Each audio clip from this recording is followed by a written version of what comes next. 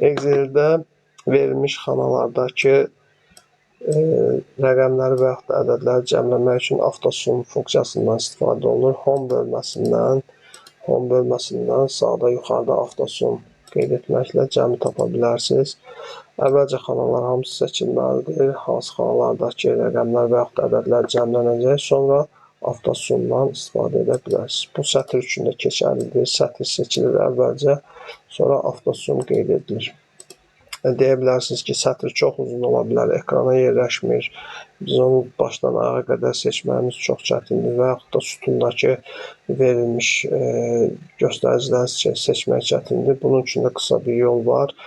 Misal üçün, sətrin əvvəlindəki xanaya tıklayırıq. Bundan sonra Ctrl-Shift sağ düymə sıxdıqda sonuncu verilənə qədər sətr seçilmiş olur. Bundan sonra yenə AutoSum qeyd etsək, cəm çıxacaq.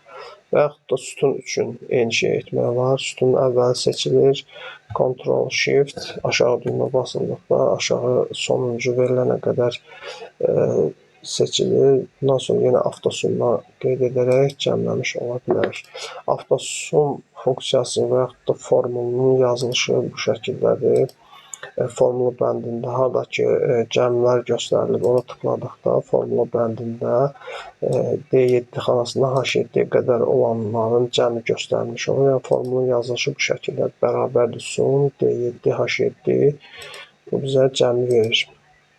Və yaxud da burada 30-un üzərinə tıklasaq görərik ki, G6-dan